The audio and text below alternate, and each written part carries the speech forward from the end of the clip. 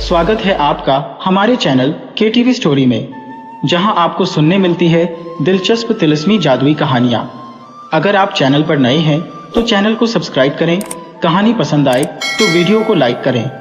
दोस्तों, आपसे निवेदन है कि अगर आपके पास भी ऐसी ही दिलचस्प और मज़ेदार कहानियां हैं तो आप हमें ईमेल के जरिए भेज सकते हैं। ईमेल का लिंक डिस्क्रिप्शन बॉक्स में मिल जाएगा। आप सभी का बहुत बहुत धन्यवाद। तो चलिए शुरू करते हैं आज की कहानी। पुराने जमाने की बात है। एक राजा था, उसके 7 लड़के थे। 6 का विवाह हो गया था, 7वां अभी कुंवारा था। एक दिन वह महल में बैठा था कि उसे बड़ी जोर की प्यास लगी। उसने इधर उधर देखा तो सामने से उसकी छोटी भाभी आती दिखाई दी। उसने कहा, भाभी, मुझे 1 गिलास पानी दे दो। महल में इतने नौकर चाकर होते हुए भी सबसे छोटे राजकुमार की यह हिम्मत कैसे हुई? भाभी मन ही मन खींच उठी। उन्होंने व्यंग्य भरे स्वर में कहा, तुम्हारा इतना ऊंचा दिमाग है तो जाओ रानी पद्मिनी को ले आओ। राजकुमार ने यह सुना तो उसका पारा एकदम चढ़ गया। बोला, जब तक मैं रानी पद्मिनी को नहीं ले आऊंगा इस घर का अन्न जल ग्रहण नहीं करूंगा। बात छोटी सी थी, लेकिन उसने उग्र रूप धारण कर लिया। रानी पद्मिनी काले कोसों दूर रहती थी। वहां पहुंचना आसान न था। रास्ता बड़ा दूभर था। जंगल, पहाड़, नदी नाले, समुद्र, जाने क्या रास्ते में पड़ते थे। किंतु राजकुमार तो संकल्प कर चुका था और वह पत्थर की लकीर के समान था। उसने तत्काल वजीर के लड़के को बुलवाया और उसे सारी बात सुनाकर 2 घोड़े तैयार करवाने को कहा। वजीर के लड़के ने उसे बार बार समझाया कि रानी पद्मिनी तक पहुंचना बहुत मुश्किल है, पर राजकुमार अपनी हट पर अड़ा रहा। उसने कहा, चाहे कुछ भी हो जाए, बिना रानी पद्मिनी के मैं इस महल में पैर नहीं रखूंगा। 2 घोड़े तैयार किए गए। रास्ते के खाने पीने के लिए सामान की व्यवस्था की गई और राजकुमार तथा वजीर का लड़का रानी पद्मिनी की खोज में निकल पड़े। उन्होंने पता लगाया तो मालूम हुआ कि रानी पद्मिनी सिंहल द्वीप में रहती है, जहां पहुंचने के लिए सागर पार करना होता है। फिर रानी का महल चारों ओर से राक्षसों से घिरा है। उनकी किलेबंदी को तोड़कर महल में प्रवेश पाना असंभव है। वजीर के लड़के ने एक बार फिर राजकुमार को समझाया कि वह अपनी प्रतिज्ञा को तोड़ दे, अपनी जान को जोखिम में न डाले। किंतु राजकुमार ने कहा, तीर एक बार तरकस से छूट जाता है तो वापस नहीं आता। मैं तो अपने वचन को पूरा करके ही रहूंगा। वजीर का लड़का चुप रह गया। दोनों अपने अपने घोड़ों पर सवार होकर रवाना हो गया। दोपहर को उन्होंने एक अमराई में डेरा डाला, खाना खाया, थोड़ी देर आराम किया, उसके बाद आगे बढ़ गए। चलते चलते दिन ढलने लगा। गोधूली की बेला आई। इसी समय उन्हें सामने एक बहुत बड़ा बाग दिखाई दिया। राजकुमार ने कहा, आज की रात इस बाग में बिताकर कल तड़के आगे चल पड़ेंगे। बाग का फाटक खुला था और वहां कोई चौकीदार या रक्षक नहीं था। वजीर के लड़के ने उधर निगाह डालकर कहा, मुझे तो यहाँ कोई खतरा दिखाई देता है। हम लोग यहाँ न रुककर आगे और कहीं रुकेंगे। राजकुमार हंस पड़ा। बोला, बड़े डरपोक हो तुम। यहाँ क्या खतरा हो सकता है? देखते नहीं कितना हरा भरा सुंदर बाग है।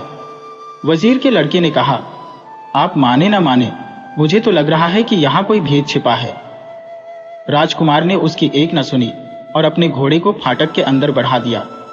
बेचारा वजीर का लड़का भी उसके पीछे पीछे बाग में घुस गया। जो ही वे अंदर पहुंचे कि बाग का फाटक अपने आप बंद हो गया। राजकुमार और वजीर के लड़के को काटो तो खून नहीं। ये क्या हो गया?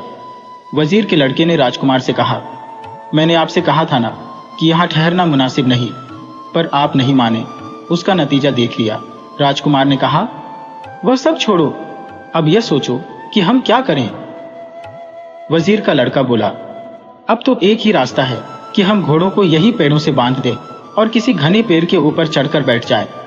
देखिए आगे क्या होता है। दोनों ने यही किया।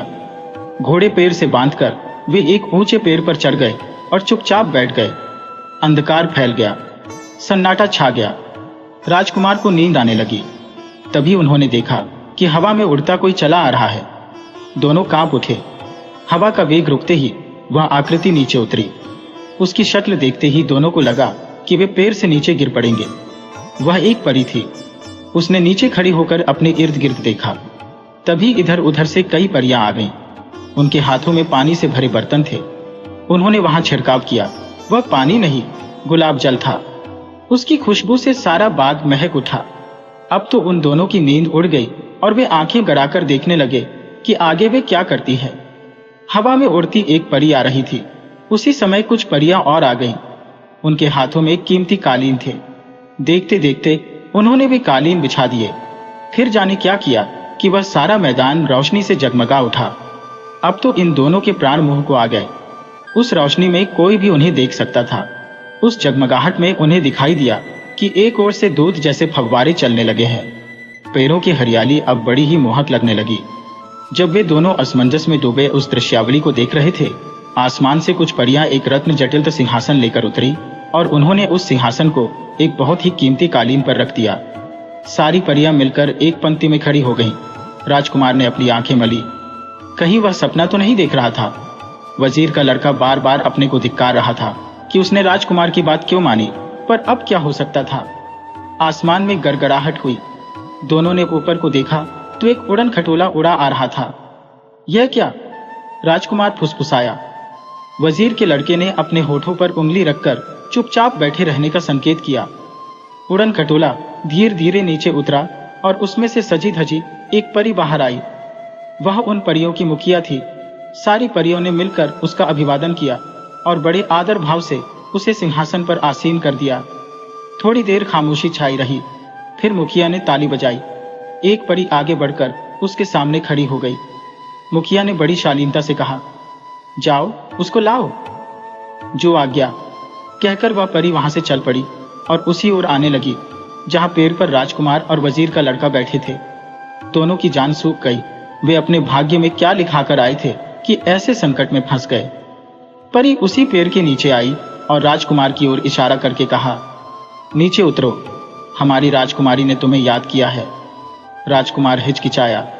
उसकी हिचकिचाहट देखकर परी ने कहा, जल्दी उतर आओ, हमारी राजकुमारी आपकी राह देख रही है। कोई चारा नहीं था। राजकुमार नीचे उतरा और परी के साथ हो लिया। दोनों राजकुमारी के पास पहुंचे। राजकुमारी ने सरक कर सिंहासन पर जगह कर दी और कहा, आओ यहां बैठ जाओ। राजकुमार ने उसकी बात सुनी, पर उसकी बैठने की हिम्मत न हुई।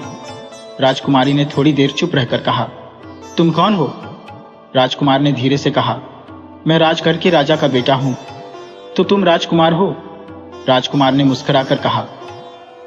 राजकुमार चुपचाप खड़ा रहा। राजकुमारी ने कहा, देखो, यहां से कोसों दूर हमारा राज है। मैं वहां की राजकुमारी हूं। बहुत दिनों से इंतजार कर रही थी कि कोई राजकुमार यहां आए। आज तुम आ गए।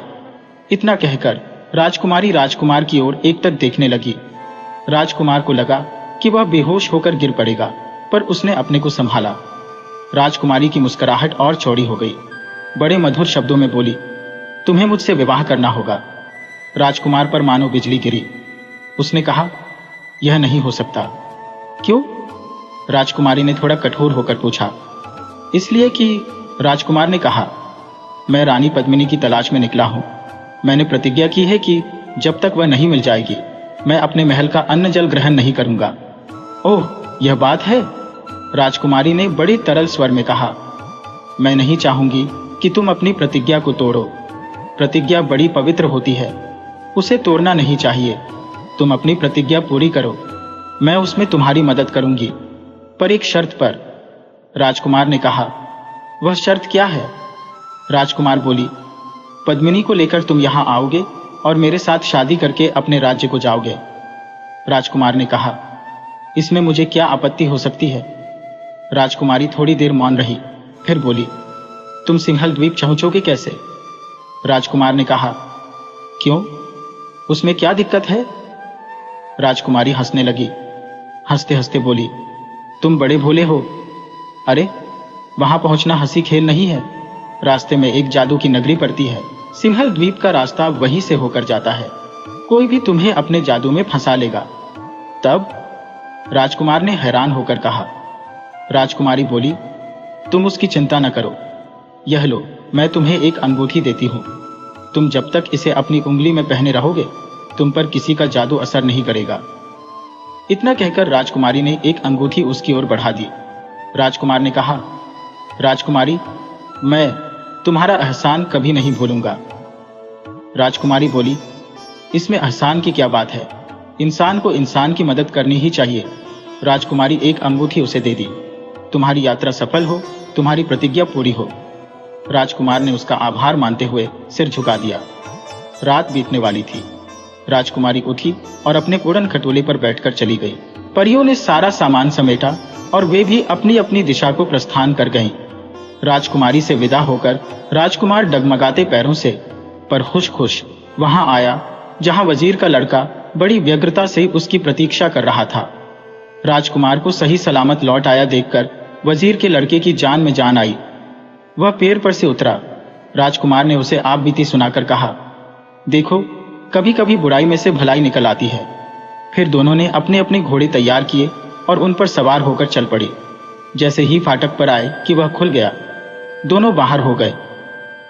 राजकुमार ने चलते चलते कहा, यह तो पहला पड़ाव था, अभी तो जाने कितने पड़ाव और आएंगे। वजीर का लड़का गंभीर होकर बोला, यहां से तो हम राजी खुशी निकल आए, पर आगे हमें होशियार रहना चाहिए। वे लोग उस जादुई बाग से कुछ ही दूर गए होंगे कि आसमान में काले काले बादल घिर आए। खूब जोर की वर्षा होने लगी। वे एक घर में रुक गए। दोनों रात भर के जगे थे। राजकुमार लेट गया और गहरी नींद में सो गया।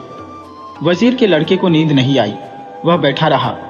अचानक देखता क्या है कि बराबर के कमरे से एक काला नाग आया। यह उसी का घर था। अपने घर में उन अजनबी आदमियों को देखकर वह गुस्से से आग बबूला हो गया। बड़ी जोर की फुफकार मारकर वह राजकुमार की ओर बढ़ा। राजकुमार तो बेखबर सो रहा था। वजीर के लड़के ने म्यान से तलवार निकालकर सांप पर वार किया और उसके 2 टुकड़े कर डाले। फिर तलवार से उसे एक कोने में पटक दिया। बाहर अब भी पानी पड़ रहा था। वजीर का लड़का उठकर घर के दरवाजे पर आ खड़ा हुआ। थोड़ी देर बाहर का नजारा देखता रहा। सोचने लगा कि बैठे ठाले राजकुमार ने यह क्या मुसीबत मोल ले ली। अच्छा होगा कि अब भी उसका मन फिर जाए और हम वापस लौट जाएं। पर वह राजकुमार को जानता था। वह बड़ा हट्टी था। जो सोच लेता था उसे पूरा करके रहता था और न जाने क्या क्या विचार उसके दिमाग में चक्कर लगाते रहे। पानी थम गया तो उसने राजकुमार को जगाया। राजकुमार उठ बैठा। बोला, बड़ी जोर की नींद आ गई। अगर तुम जगाते नहीं तो मैं घंटों सोता रहता। तभी उसकी निगाह एक ओर की पड़ी नागराज पर गई। वह चौंक कर खड़ा हो गया और विस्मित आवाज में बोला, ये क्या? वजीर के लड़के ने सारा हाल सुनाते हुए कहा, वह तो अच्छा हुआ कि मुझे नींद नहीं आई।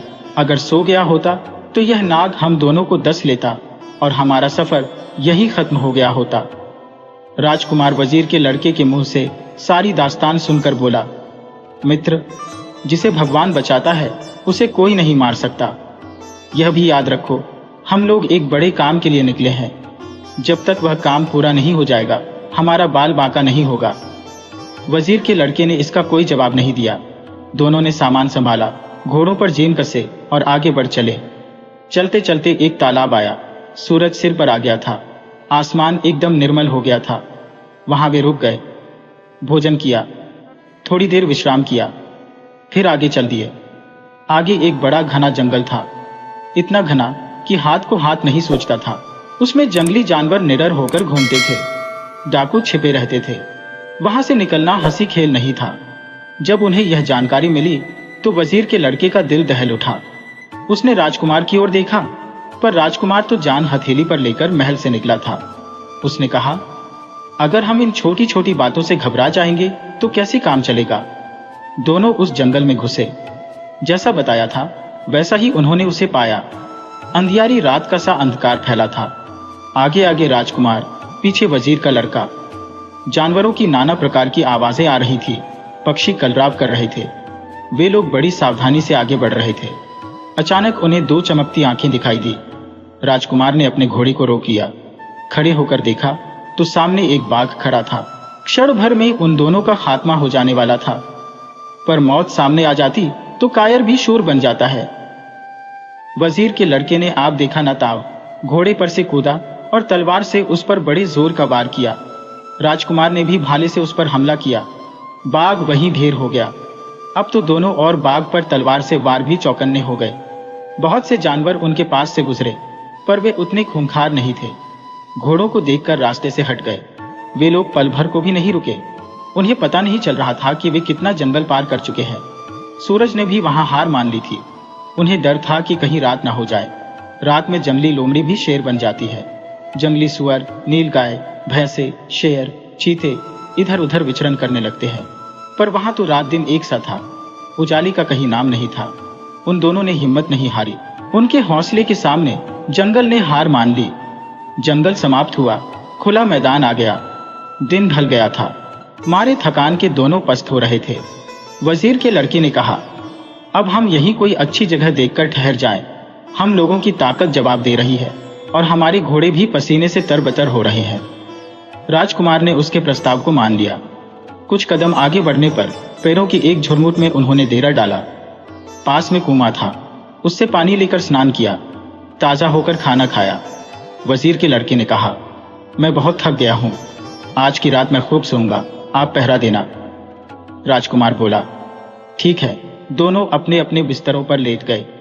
पर थके होने पर भी वजीर के लड़के की आंख नहीं लगी। वह चुपचाप बिस्तर पर पड़ा रहा। राजकुमार थोड़ी देर चौकीदारी करके जैसे ही बिस्तर पर लेटा कि नींद ने आकर उसे घेर लिया। वह सो गया। वजीर के लड़के ने यह देखा तो उसे बड़ी गुस्सा आया, पर वह कर क्या सकता था। राजकुमार राजा का बेटा था और वह उसका चाकर था।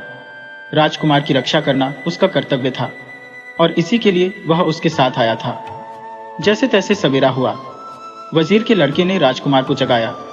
आंखें मलता राजकुमार उठा और दिन के उजाले को लक्ष्य करके बोला, मैंने बहुत कोशिश की कि जागता रहूं, पर मैं इतना थक गया था कि न चाहते हुए भी मेरी पलकें भारी हो गईं और नींद ने मुझे अपनी गोद में ले लिया। वजीर के लड़के को उस पर अब क्रोध नहीं, दया आई और उसने कहा, कोई बात नहीं है। फिर राजकुमार का दिल रखने के लिए मुस्कुराकर कहा, ईश्वर को धन्यवाद दो कि रात को कोई दुर्घटना नहीं हुई। अनजानी जगह का आखिर क्या भरोसा कि कब क्या हो जाए। तैयार होकर वे फिर आगे बढ़े।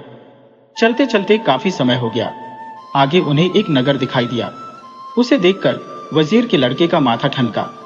राजकुमार तो भूल गया था, पर उसे याद था। परियों की राजकुमारी ने कहा था कि रास्ते में जादू की एक नगरी पड़ेगी। हो न हो यह वही नगरी है। उसने राजकुमार से कहा, हम इस नगरी के किनारे के रास्ते से निकल चलें, बस्ती में न जाएं।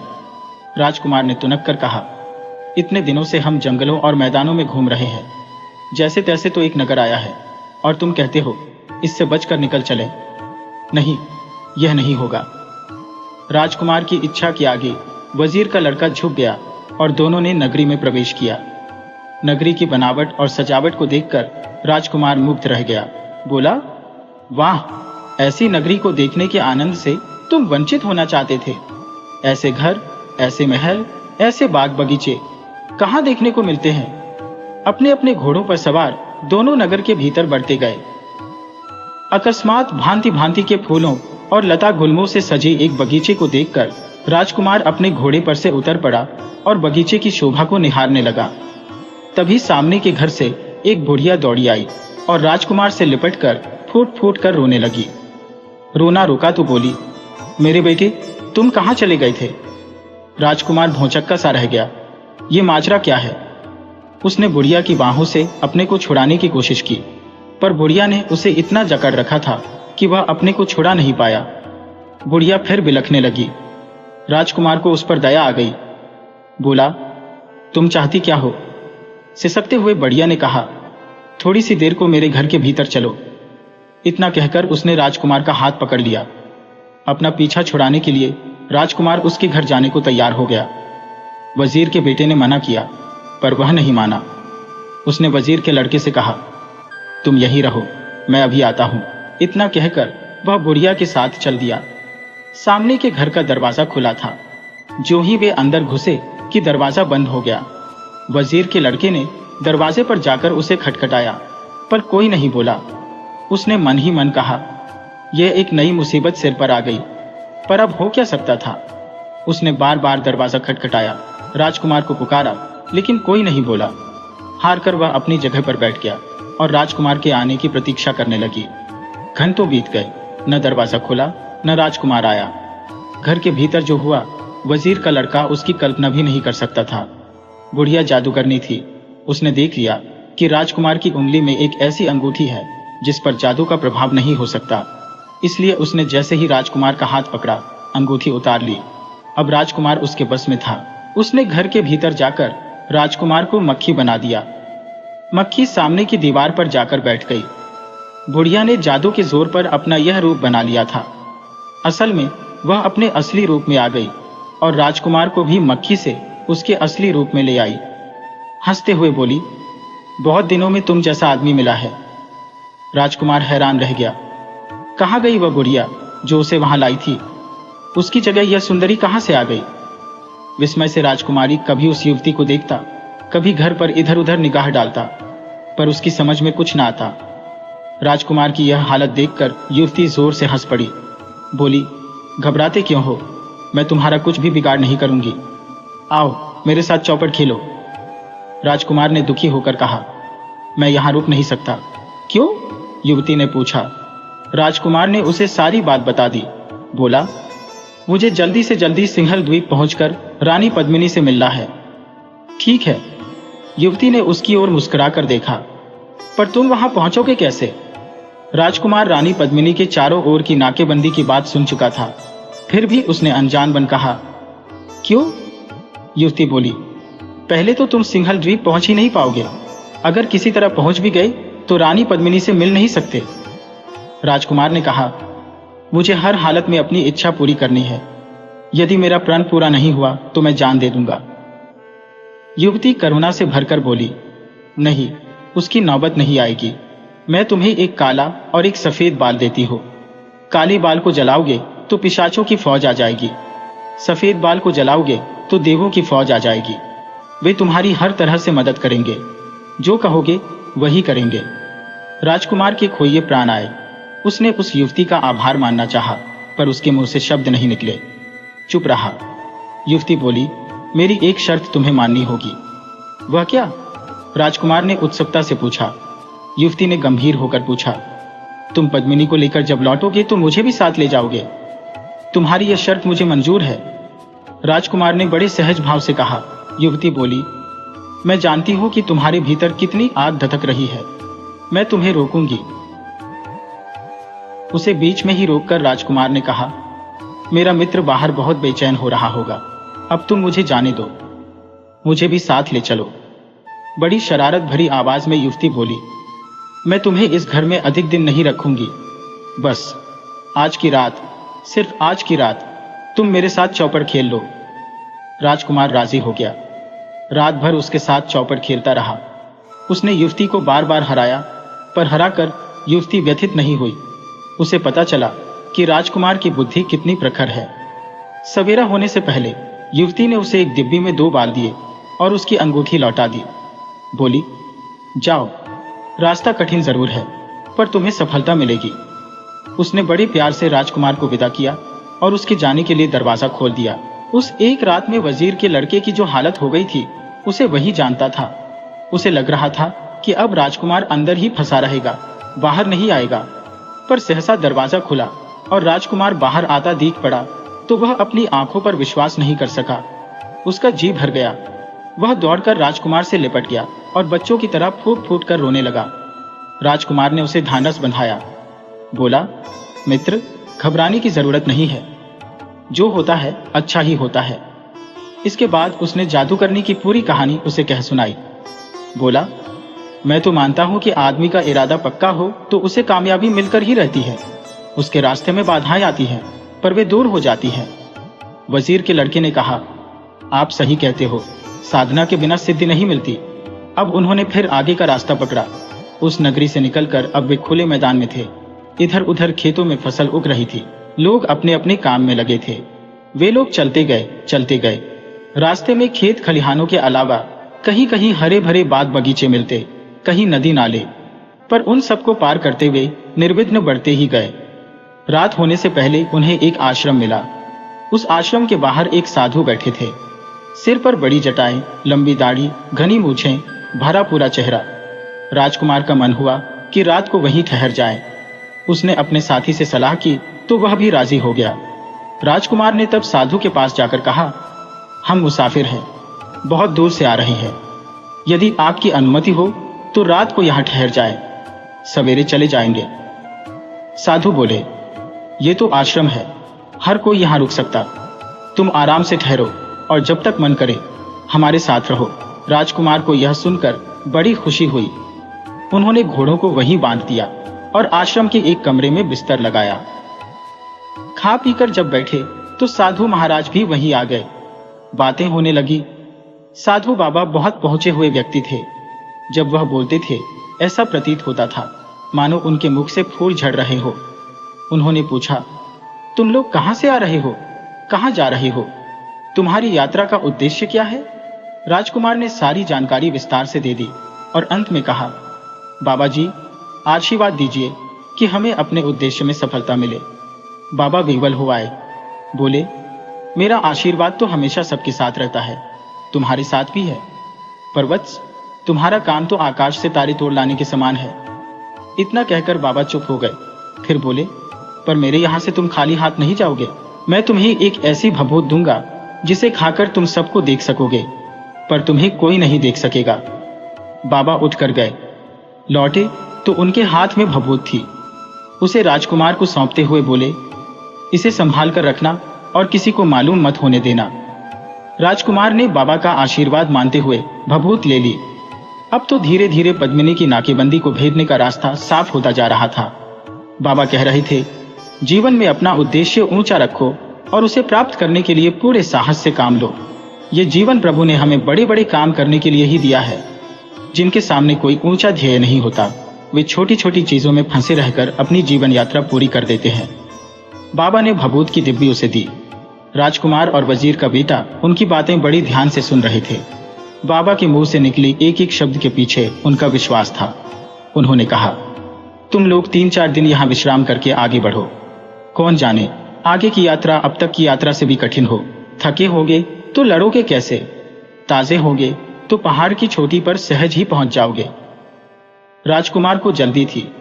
उसने ठहरने में आनाकानी की, लेकिन वजीर के बेटे ने बाबा की बात मान ली। समझाने पर राजकुमार भी सहमत हो गया। वे लोग आश्रम में 4 दिन रहे। इस बीच में बाबा छाया की भांति उनके साथ रहे। उनके पास अनुभवों का अनंत भंडार था। उनका लाभ वह उन दोनों को देते रहे। उन्होंने अंत में जोर देकर कहा, अपने किए पर अभिमान मत करना, साथ ही अपने मार्ग पर दृढ़तापूर्वक डटे रहना। उन 4 दिनों में बाबा से और आश्रम के जीवन से इतना मिला कि वे कृतकृत्य हो गए। अपने उद्देश्य की सफलता में अब उन्हें कोई संदेह नहीं रहा। आश्रम से वे बड़े तड़के रवाना हो गए। अभी उनकी मंजिल काफी दूर थी। बिना रुके वे चलते गए। दिन चढ़ आया, सूरज सिर पर आ गया। तब वे एक जलाशय के किनारे रुके, स्नान किया, भोजन किया और थोड़ी देर विश्राम करके आगे बढ़ चले। मौसम अच्छा था। मंद मंद पवन बह रही थी। रास्ता साफ था। पक्षी मस्ती से इधर उधर उड़ान भर रहे थे। राजकुमार ने मार्ग दृश्यों को देखकर वजीर के लड़के से कहा, देखो सब कुछ कितना गतिशील है। सूर्य क्षमता नहीं, पवन रुकती नहीं, पक्षियों का कलरव गान हमेशा चलता रहता है। आदमी को इससे सीख लेनी चाहिए। वजीर के लड़के ने देखा कि राजकुमार का मन कुरंग छलांगे भर रहा है।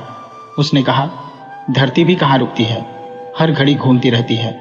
वह रुक जाए तो दुनिया में हाहाकार मच जाए। तुम ठीक कहते हो मित्र, राजकुमार ने प्रसन्न मुद्रा में कहा। फिर वह चुप होकर चारों ओर फैले आनंद से पुलकित होने लगा।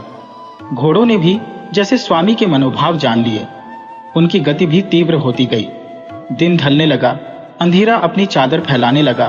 तब तक वे बराबर चलते रहे और फिर एक घने वृक्ष के नीचे रात बिताने के लिए रुक गए। राजकुमार के मन में विचारों का ज्वार भाटा उठ रहा था। वजीर का लड़का तो सो गया, पर उसे नींद नहीं आई। थोड़ी देर में देखता क्या है कि उस पेड़ पर एक तोता और एक मैना आकर बैठ गए। उनमें बातें होने लगी। राजकुमार पक्षियों की भाषा जानता था। वह ध्यान से उनकी बातें सुनने लगा। तोते ने कहा, मैना कुछ कहो जिससे रात कटे। मैना बोली, आप बीती कहूं या परबीती? तोते ने कहा, अरे आप बीती तो रोज ही सुनते रहते हैं, कुछ परबीती कहो। मैना बोली, इस नगर के राजा की एक लड़की है, बड़ी सुंदर है, बड़ी भली है, बड़ी भोली है। तोते ने उसकी बात काटकर शरारत से कहा, तुम जैसी? मैना शर्मा गई, बोली, तुम्हें हर घड़ी मजाक सूझता है। तोते ने कहा, अच्छा अपनी बात कहो। मैना बोली, राजकुमारी बहुत दिनों से बीमार है। दुनिया भर के वैद्य डॉक्टर उसका इलाज कर चुके हैं, पर वह ठीक नहीं होती। बेचारा राजा परेशान है, उसके वही अकेली औलाद है। तोते ने कहा, यह तो बड़ी हैरानी की बात है। हैरानी की बात तो है ही, मैना ने व्यथित स्वर में कहा। राजा ने यहाँ तक ऐलान कर दिया है कि जो कोई राजकुमारी को अच्छा कर देगा वह उसी से बेटी का ब्याह कर देगा। राजकुमारी को पाने के लालच में दुनिया भर के चिकित्सक आ रहे हैं, पर कोई भी उसे ठीक नहीं कर पाया। राजा निराश हो गया है। इतना कहकर मैना की आवाज रुक गई। तोता बोला, राजकुमारी की बीमारी दूर करने का कोई रास्ता है? रास्ता है, मैना ने कहा। अगर कोई सुनता हो तो इस पेड़ की जड़ ले जाए और उसे घिसकर पानी में मिलाकर राजकुमारी को पिला दे, वह रोग से छुटकारा पा जाएगी। यह कहकर मैना मौन हो गई। तोता भी कुछ नहीं बोला, पर राजकुमार उठा और उसने अपने भाले से एक और मिट्टी खोदकर पेड़ की थोड़ी सी जड़ काट ली और आकर अपने बिस्तर पर लेट गया। सवेरा हुआ। दोनों मित्र उठे और तैयार होकर आगे बढ़ गए। आगे उन्हें वही नगर मिला जिसकी चर्चा मैना ने की थी। शहर में बार बार मुनादी हो रही थी कि राजकुमारी को जो भी अच्छा कर देगा, राजा उसके साथ राजकुमारी को ब्याह देगा और अपना आधा राज्य दे देगा। राजकुमार ने अपना घोड़ा महल के फाटक की ओर बढ़ा दिया। वजीर के लड़के ने उसे रोकना चाहा, पर वह कहाँ मानने वाला था। फाटक पर जब चौकीदार ने उसे रोका तो उसने कहा, मैं राजकुमारी का इलाज करूंगा। राजकुमार को राजा के सामने पेश किया गया। राजा ने कहा, बड़े से बड़े वैद्य इसका इलाज कर गए हैं, पर मेरी प्यारी बेटी को कोई भी अच्छा नहीं कर सका। राजकुमार कुछ बोला नहीं। थोड़ा पानी लेकर उसने जड़ को घिसा और बेहोश पड़ी राजकुमारी के होठों पर लगा दिया। पानी का लगाना था कि राजकुमारी के बदन में कुछ हलचल हुई। राजकुमार ने फिर थोड़ा पानी उसके मुंह से लगाया तो उसने आंखें खोल दी। यह देखकर राजा का रोम रोम पुलकित हो उठा। उसने राजकुमार को सीने से लगा लिया। कुछ ही देर में राजकुमारी उठकर बैठ गई और चलने फिरने लगी। अपनी शर्त के अनुसार राजा ने कहा, अब तुम मेरी बेटी को और मेरे आधे राज्य को ग्रहण करो।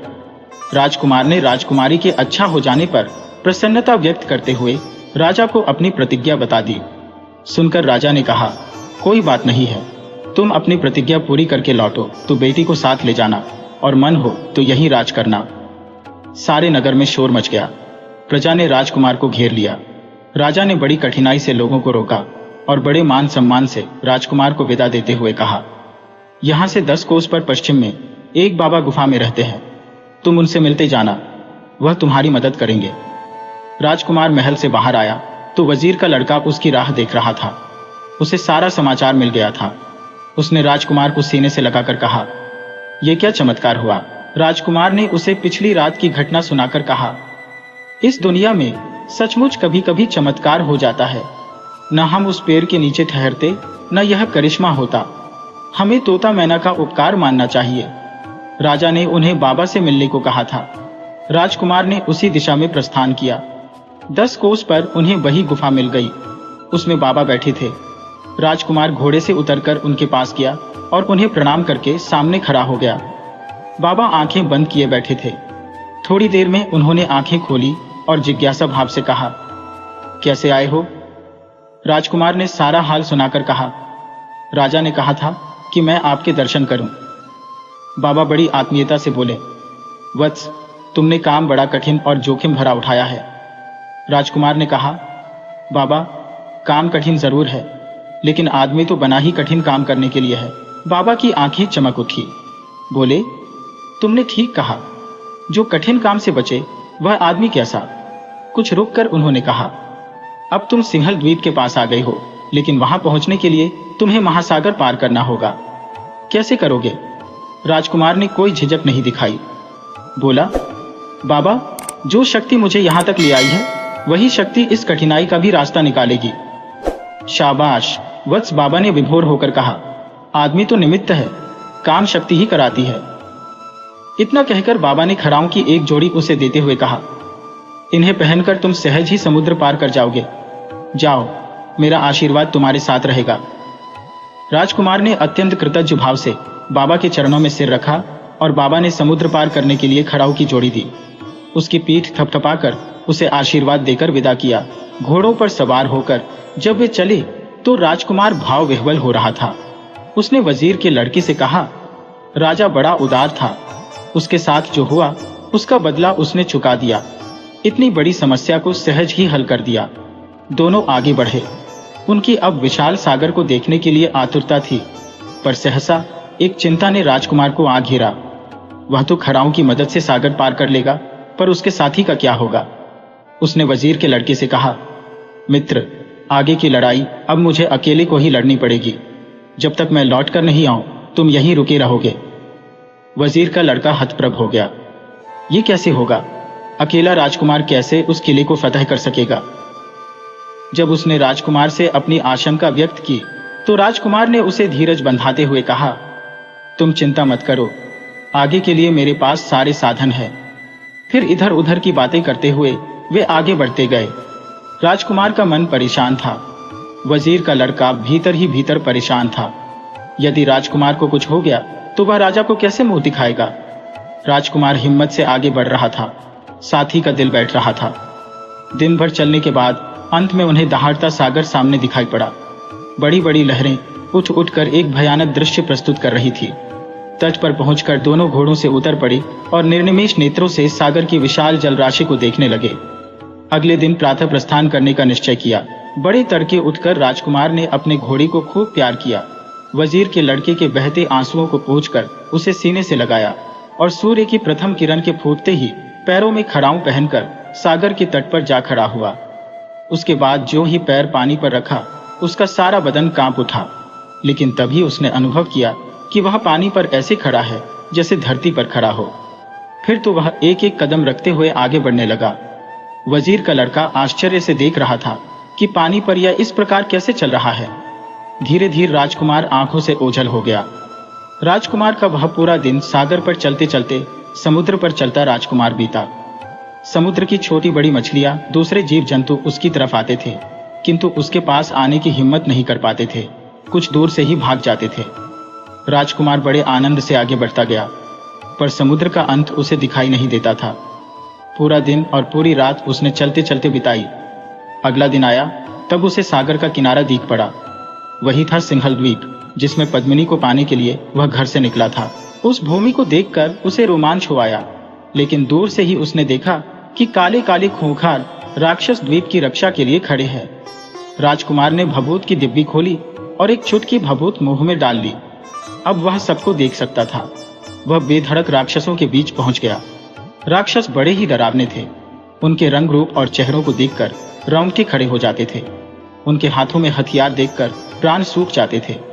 राजकुमार उस सब को देखकर सकपका रहा था, हालांकि उसे पता था कि कोई भी उसे देख नहीं पा रहा है। राजकुमार ने निश्चय किया कि वह पहले शहर का एक चक्कर लगा ले, शहर को समझकर फिर आगे का कार्यक्रम तय करे। वह शहर में खूब घूमा, पद्मिनी के महल पर भी गया, किंतु उसे लगा कि जोर जबरदस्ती से महल में घुसना असंभव है। उसके लिए कोई जुगत करनी होगी। नगर इतना सुंदर और कलापूर्ण था कि अपने को भूल गया। ऐसा अनुपम नगर तो उसने पहले कभी नहीं देखा था। जगह जगह पर हरी दूब के कालीन बिछे थे और रंग बिरंगे पुष्पों से सारा शहर सुशोभित और महक रहा था। कदम कदम पर गुलाब जल के फव्वारे चल रहे थे। सड़कें बड़ी साफ सुथरी थी, गंदगी का कहीं नाम भी नहीं था। बढ़िया पोशाकें पहन स्त्री पुरुष बच्चे इधर उधर घूम रहे थे। उनका रूप बड़ा सलोना था। राजकुमार उस सब को देखकर मुग्ध हो गया। उसे लग रहा था जैसे वह इंद्रपुरी में पहुंच गया है। वह घूमता रहा। सहसा उसे ध्यान आया कि वह अदृश्य तो बन गया है, पर अपने असली रूप में कैसे आएगा। यह सोचकर उसका मन व्यग्र हो गया। अब वह क्या करे? उसकी हैरानी बढ़ती जा रही थी कि अचानक उसे उन बाबा का ध्यान हो आया जिन्होंने भभूत की वह डिबिया दी थी। तभी उसे दिखाई दिया कि बाबा उसके सामने खड़े हैं। वह कह रहे थे कि यह ले दूसरी डिबिया, जिसकी भभूत खाते ही तू अपने असली रूप में आ जाएगा। राजकुमार ने खुश होकर दूसरी डिबिया ले ली। बाबा अंतर्धान होते होते कह गए कि दूसरी डिबिया का इस्तेमाल होशियारी से करना, यदि लोगों ने देख लिया तो राक्षस तुझे कच्चा ही खा जाएंगे। अब राजकुमार ने आगे क्या करना है इस बारे में सोचा। सोचते सोचते उसने काला और सफेद बाल निकाला। पहले उसने काला बाल जलाया। उस बाल का जलना था कि राक्षसों की फौज आकर खड़ी हो गई। उसने आदेश दिया कि पहरे के राक्षसों का खात्मा कर दो। देखते देखते सारे राक्षस धराशायी हो गए। उसने थोड़े से राक्षसों को रोककर शेष को विदा कर दिया। इसके पश्चात उसने सफेद बाल जलाकर देवों को बुलाया। उनके आने पर उसने कहा, समुद्र के किनारे हीरे जवाहरात तथा नाना प्रकार के आभूषणों से भरा एक जहाज खड़ा कर दो। पलक झपकते ही एक बड़ा ही सुंदर जहाज खड़ा हो गया। उसमें हीरे जवाहरात भरे थे और तरह तरह के आभूषण थे। आभूषण एक से बढ़कर एक थे। यह सब होते ही नगर भर में खबर फैल गई कि परदेश से एक बहुत बड़ा सौदागर आया है। लोग अचंभे में रह गए कि ऐसा एकदम कैसा हो गया, लेकिन उनके सामने सौदागर मौजूद था और उसके पास बेशकीमती आभूषणों का भंडार था। यह खबर उड़ती उड़ती राजमहल में पहुंची। पद्मिनी ने यह सब सुना तो उसका मन मचल उठा। उसने कहा, उस व्यापारी को हमारे सामने लाओ। तुरंत पद्मिनी के दूत व्यापारी बने राजकुमार के पास पहुंचे और पद्मिनी का संदेश कह सुनाया। राजकुमार तो यह चाहता ही था। वह पद्मिनी से मिलने महल में पहुंचा तो वहां के दृश्य देखता ही रह गया। सब कुछ अनूठा था। महल का द्वार बहुत ही कला कारीगरी पूर्ण था। अंदर लता गुल्मों के बीच फव्वारे अपनी बहार दिखा रहे थे। महल चारों ओर से घिरा था, किंतु दूत के साथ होने के कारण उसे अंदर प्रवेश पाने में कोई कठिनाई नहीं हुई। पद्मिनी एक सजे धजे कक्ष में सिंहासन पर विराजमान थी। राजकुमार के कक्ष में प्रविष्ट होते ही उसने उसका अभिवादन किया। राजकुमार ने भी हाथ जोड़कर सिर झुकाकर अपना सम्मान व्यक्त किया। पद्मिनी ने उसे बैठने का संकेत किया। वह आसन पर बैठ गया तो पद्मिनी ने पूछा, तुम कहां से आए हो? पद्मिनी के मुंह से शब्द नहीं, मानो फूल झड़े हो। राजकुमार एक टक उसकी ओर देखते हुए बोला, मैं स्वर्ण भूमि से आया हूं। वहां क्या करते थे? पद्मिनी ने अगला प्रश्न किया। जी, मैं हीरे जवाहरात का व्यापारी हूं, राजकुमार ने उत्तर दिया। यहां कैसे आए? पद्मिनी ने थोड़ा गंभीर होकर पूछा। सुना था आप आभूषणों और हीरे जवाहरात की पारखी और प्रेमी हैं, राजकुमार का संक्षिप्त उत्तर था। तो तुम कुछ आभूषण लाए हो? जी हां। कहां है? समुद्र के किनारे मेरा जहाज खड़ा है, राजकुमार ने सहज भाव से कह दिया। पद्मिनी ने मुस्कुराकर कहा, तो तुम उन्हें मुझे दिखा सकते हो? अवश्य, मैं तो यहां आया ही इस काम से हूं। ठीक है, अब तुम जाओ, पद्मिनी ने धीमी आवाज में कहा। कल मेरा दूत तुम्हारे पास आएगा, उसके साथ कुछ बढ़िया आभूषण ले आना। राजकुमार ने पद्मिनी से विदा तो ली, लेकिन उसके रूप लावण्य से इतना मोहित हो गया कि अपनी सुधि बुद्धि खो बैठा। उसके लिए चलना मुश्किल हो गया। वह मुड़ मुड़कर पीछे देखता था। ऐसी रूपसी तो उसने जीवन में कभी नहीं देखी थी। परियां अपनी सुंदरता के लिए प्रसिद्ध होती है, लेकिन वे भी पद्मिनी के आगे पानी भरती थी। चारों दिशाओं में उसकी ख्याति ठीक ही फैली थी। पद्मिनी के मोहपाश में फंसा राजकुमार जब अपने जहाज पर आया तो पद्मिनी उसकी आंखों के आगे घूम रही थी। उसके अंग प्रत्यंग से सौंदर्य टपक रहा था। राजकुमार की भूख प्यास गायब हो गई, नींद उड़ गई। बिस्तर पर पड़ा पड़ा उसकी याद में वह लंबी सांसें लेता रहा। तभी देखता क्या है कि खड़ाऊ वाले बाबा उसके सामने उसकी ओर देख रहे हैं। राजकुमार ने उठने की कोशिश की, पर उससे उठा नहीं गया। बाबा निमिष भर चुपचाप खड़े रहे, फिर बोले, क्या तुम यहाँ आहें भरने के लिए आए हो? अपने उद्देश्य को भूल गए? जो अपने उद्देश्य को भूल जाता है वह पतित हो जाता है। अब तुम आगे की सोचो और अपने काम को जल्दी से निपटाओ। ऐसी जगह देरी करना अच्छा नहीं होता। कौन जाने क्या मुसीबत सिर पर आ जाए। यह चेतावनी देकर बाबा अंतर्धान हो गए। राजकुमार सिर झटक कर उठ खड़ा हुआ, पर पद्मिनी की खुमारी आसानी से दूर होने वाली नहीं थी। पूरा दिन पद्मिनी की याद में बीता। रात का अंधेरा होने आया तो वह चौंक पड़ा। उसे याद आया कि अगले दिन पद्मिनी का दूत आने वाला है और उसे अच्छे अच्छे आभूषण लेकर पद्मिनी के पास जाना है। उसने उठकर अलमारियां खोली और उनमें से आभूषण निकाले। बात उतनी आभूषणों की नहीं थी जितनी पद्मिनी को रिझाने की थी। उसने ऐसे आभूषण चुने जिन्हें देखकर पद्मिनी रीझ उठे। कान के, गले के, वक्ष के, कटी के, पैरों के। उसने उन आभूषणों को चुना जिन्हें अप्सराएं धारण करती है। इन आभूषणों का चुनाव करके उसने सोने की चेष्टा की, लेकिन एक पल को भी उसे नींद नहीं आई। वह दिन का उजाला देखने का प्रयत्न करता रहा। दिन निकलने से पहले ही वह उठकर तैयार हो गया। सवेरा हुआ, दोपहर हुई, पर कोई भी उसे लेने नहीं आया। राजकुमार ने समझ लिया कि पद्मिनी भूल गई। शाम को जब वह निराश हो गया था तो बड़े सपाटे से दूत आया और उसे तत्काल रवाना होने को कहा। वह तो सवेरे से ही तैयार बैठा था। दूत के साथ चल दिया। जब वह महल में पहुंचा, पद्मिनी उसका इंतजार कर रही थी। आज वह दूसरे कक्ष में थी, जिसमें चारों ओर आदमकद शीशे लगे थे। प्रकाश से सारा कमरा आलोकित हो रहा था। पद्मिनी का सौंदर्य आज कई गुना निखर उठा था। पिछले दिन की तरह पद्मिनी ने और राजकुमार ने एक दूसरे का अभिवादन किया और पद्मिनी के संकेत पर राजकुमार उसके समीप ही बैठ गया। राजकुमार ने दिव्य डिब्बियों में से आभूषण निकालकर उसे दिखाना आरंभ किया।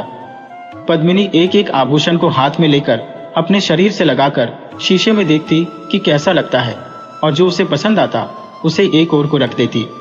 कभी कभी वह राजकुमार की भी सलाह लेती। आभूषणों को देखते देखते काफी देर हो गई तो पद्मिनी ने कहा, अब हम कल देखेंगे। बड़े अनमने भाव से राजकुमार ने कहा, जैसी आपकी मर्जी। राजकुमार चला तो आज उसकी हालत कल से भी अधिक मोहासिक्त थी। आज उसने पद्मिनी के जिस रूप की झांकी पाई थी वह तो अलौकिक था।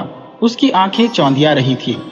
आज एक नई कल्पना ने उसके मन मस्तिष्क को झकझोर डाला था। कुछ ही समय में वह उसे वहां से ले जाएगा। तब उसके अनुपम सौंदर्य के भार को वह कैसे वहन कर पाएगा। वह राजकुमार है, इतने बड़े राज्य के राजा का पुत्र है, किंतु कहां राजगढ़ का राज्य और कहां सिंहल द्वीप की इस अपूर्व सुंदरी का वैभव। दोनों में जमीन आसमान का अंतर था। पर उठा कदम अब वापस तो लिया नहीं जा सकता था। विचारों के अथाह सागर में डूबता उतरता राजकुमार अपने जहाज पर आया। वह हाल बेहाल हो रहा था। भूख, प्यास, नींद सब उससे रूठ गई थी। वह बिस्तर पर पड़ा रहा। उसकी हालत सन्निपात के रोगी के समान हो रही थी। वह अपने से ही बात करता था, पर उसके शब्द अस्पष्ट थे। कभी उसकी आवाज तेज हो जाती थी, कभी मंद पड़ जाती थी। राजकुमार स्वयं हैरान था कि उसे क्या हो गया है। यह सब होते हुए भी उसने राजमहल में जाने की तैयारी की। कल की अपेक्षा आज और भी बढ़िया चीजें निकाली। उसे भरोसा था कि पद्मिनी उन्हें अवश्य पसंद करेगी। अगले दिन उसे अधिक प्रतीक्षा नहीं करनी पड़ी। जल्दी ही पद्मिनी का दूत आ गया और वह दोपहर होने से पहले ही महल में पहुंच गया। पद्मिनी इन आभूषणों को देखकर चकित रह गई। ऐसे आभूषण उसने पहले कभी नहीं देखे थे। उनमें से उसने ढेर सारे पसंद कर लिए। जब वह उन्हें लेने लगी तो उसने देखा कि वे अधूरे हैं। जोड़ीदार आभूषणों में से अधिकांश एक एक थे। पद्मिनी ने पूछा, ये क्या है? राजकुमार ने उत्तर दिया, अभी तो जहाज पर आभूषणों का भंडार भरा पड़ा है। मैंने सोचा कि आप जब अपनी पसंद पूरी कर लेंगी तब उनकी जोड़ियां पूरी कर दूंगा। पद्मिनी ने खींचकर कहा, यह तुमने क्यों सोचा? राजकुमार ने कहा, इसलिए कि मेरी इच्छा थी कि आप एक बार आभूषणों के सारे भंडार को देख लें। अगर आपको आपत्ति न हो तो एक बार स्वयं जहाज पर जाकर पूरे भंडार को देख लें। इस सुझाव पर राजकुमारी थोड़ा सोच में पड़ी। अंत में उसने राजकुमार की बात मान ली और वह जहाज पर जाने को राजी हो गई। इसके बाद राजकुमार पद्मिनी से छुट्टी लेकर अपने जहाज पर लौट आया। नियत समय पर पद्मिनी जहाज पर आई। वहां आभूषणों का अथाह भंडार था। उन्हें देखने में पद्मिनी इतना लीन हो गई कि वह समय को ही नहीं अपने को भी भूल गई। काम निबटाकर जाने को हुई तो राजकुमार ने कहा, अब आप जाओगी कहां और कैसे? पद्मिनी चकित होकर बोली, क्यों? क्यों क्या? देखती नहीं कि जहाज चल रहा है और हम किनारे से बहुत दूर निकल आए हैं। पद्मिनी पहले तो मजाक समझी, फिर उसने देखा कि जहाज सचमुच चल रहा है। मारे गुस्से के उसका चेहरा तमतमा उठा। उत्तेजित होकर बोली, तुमने मेरे साथ छल किया है, इसकी तुम्हें सजा मिलेगी। राजकुमार हंस पड़ा, बोला, पद्मिनी जी, हम सिंहल द्वीप की सीमा से बहुत दूर निकल आए हैं। पद्मिनी को लेकर जहाज चल पड़ा। पद्मिनी मछली की तरह तड़फड़ाने लगी। उसके चेहरे का रंग फीका पड़ गया। राजकुमार ने कहा, घबराओ नहीं, मैं राजगढ़ का राजकुमार हूं। इसके बाद उसने पद्मिनी को शुरू से लेकर आखिर तक की सारी कहानी सुनाई। फिर बोला, तुम्हें पाने के लिए मुझे बड़े पापड़ बेलने पड़े हैं। उस कहानी को सुनकर पद्मिनी का संताप काफी हद तक दूर हो गया। बोली, इसके लिए इतना कपट करने की क्या जरूरत थी? कपट नहीं किया होता तो क्या तुम राजी से आ जाती? पद्मिनी ने इसका उत्तर नहीं दिया, पर जो होना था वह हो चुका था। अब उसके सामने बचने का कोई रास्ता नहीं था।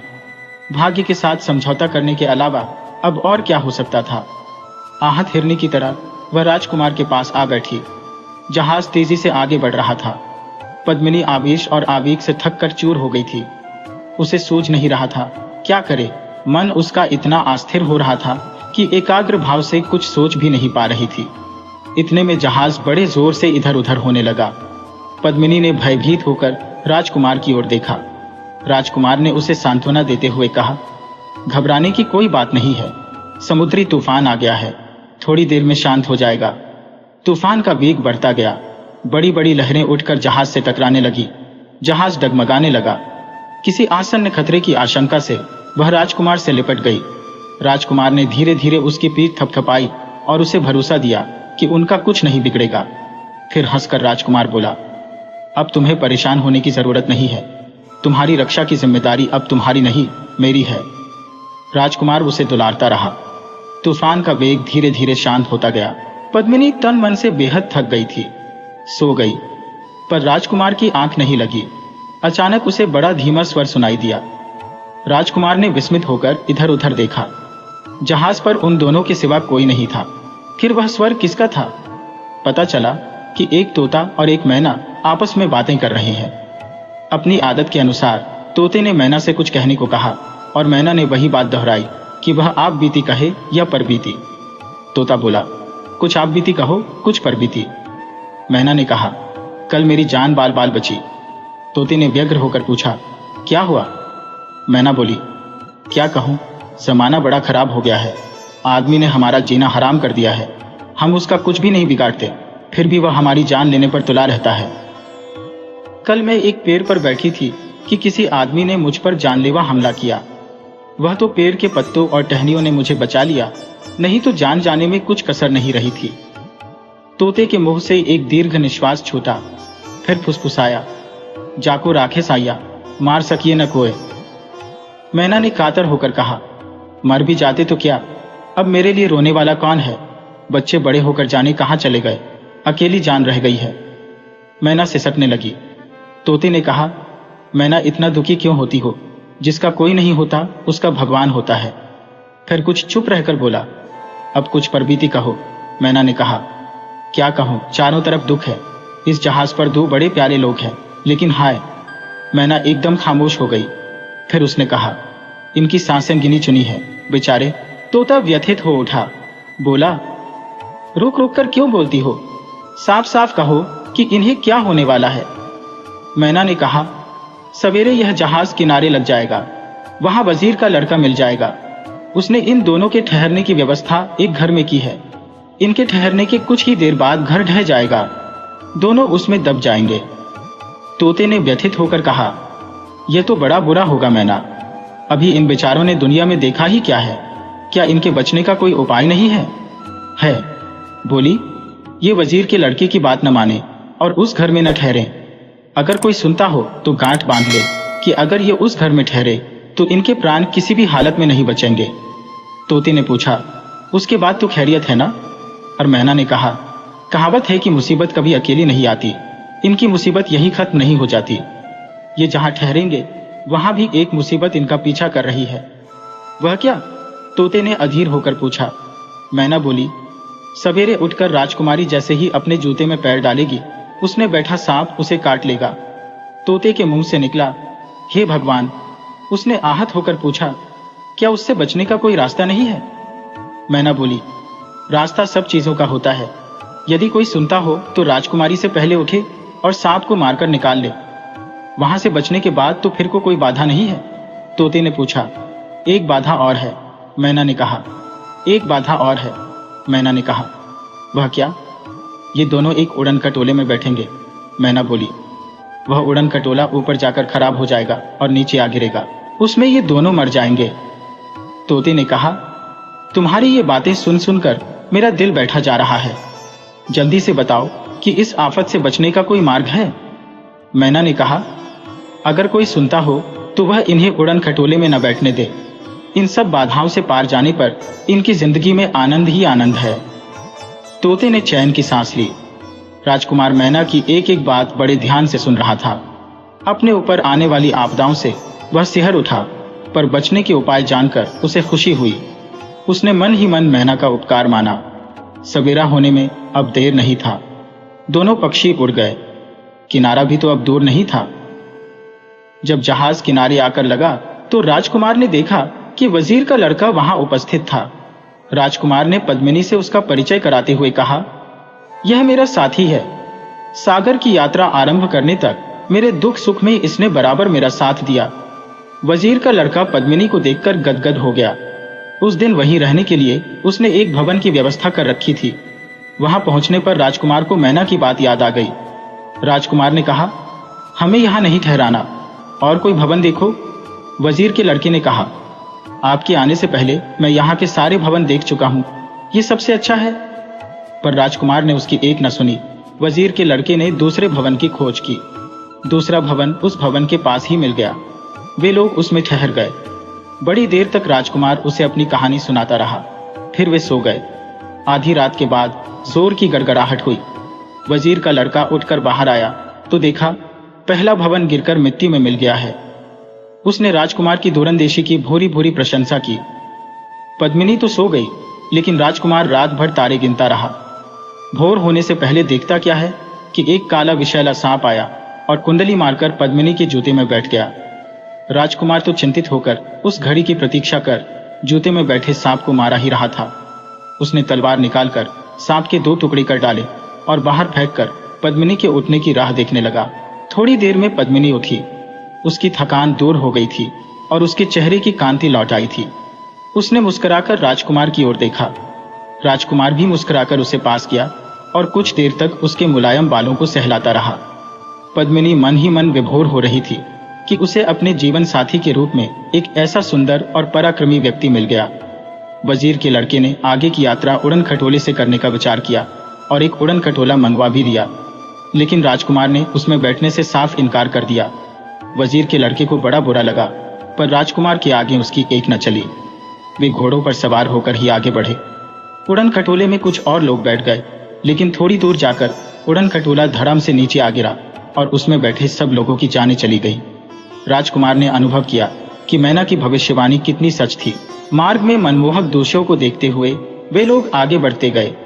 अपने द्वीप से पद्मिनी कभी बाहर नहीं गई थी। अब लंबी चौड़ी दुनिया उसके सामने थी।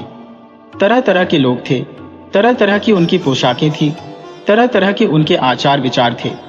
राजकुमार ने कहा, पद्मिनी, अब हम एक ऐसे बाबा के आश्रम में चल रहे हैं जिनके हृदय में प्रेम का दरिया बहता है। जो भी उनके पास जाता है उसका मन जीत लेते हैं। जिन खड़ाऊ को पहनकर मैंने सागर पार किया था वे उन्होंने ही दिए थे। पद्मिनी आश्चर्य कर रही थी कि आखिर राजकुमार ने उस विशाल सागर को कैसे पार किया। अब उसका भेद खुल गया। पद्मिनी ने कहा, राजकुमार, संत लोग मोह माया से परे होते हैं, लेकिन कोई कोई संत ऐसे भी होते हैं जो लोगों के दुख दर्द को अपने ऊपर ले लेते हैं। कहते कहते पद्मिनी के भीतर जैसे करुणा का स्रोत फूट पड़ा। उसने उसकी वाणी को अवरुद्ध कर दिया। बाबा का आश्रम अब कुछ दूरी पर था।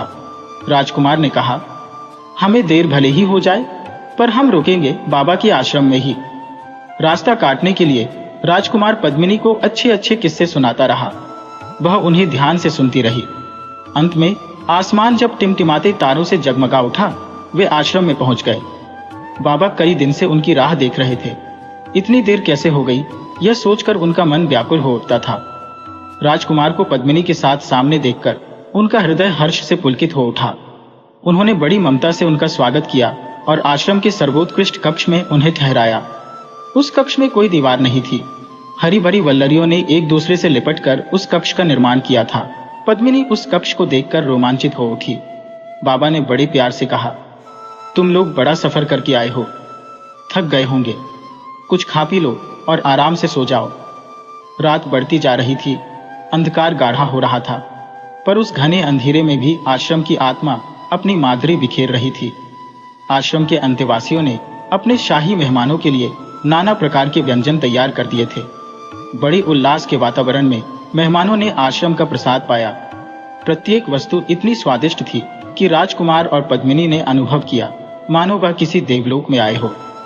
बाबा बराबर उनके नीचे रहे और उन्हें पुलकित देखकर स्वयं आनंद विभोर होते रहे।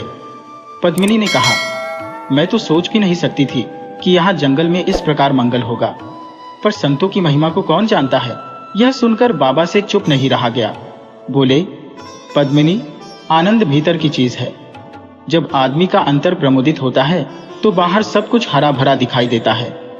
पद्मिनी ने सिर हिलाकर बाबा के कथन को स्वीकृति दी। प्रसाद ग्रहण करने के बाद सब सो गए। बाबा ब्रह्म मुहूर्त में उठ गए। उन्होंने आश्रम का एक चक्कर लगाया, गौशाला में जाकर गायों को प्यार किया। तब तक राजकुमार और पद्मिनी उठकर वहां आ गए। बाबा ने हंसकर कहा, पद्मिनी, तुम इस आश्रम में एक भी बूढ़ा पेड़ नहीं पाओगी, और देखो, जब हम गायों को पुचकारते हैं उनकी पीठ पर हाथ फिरते हैं तो उनके थनों से दूध की धारा बहने लगती है।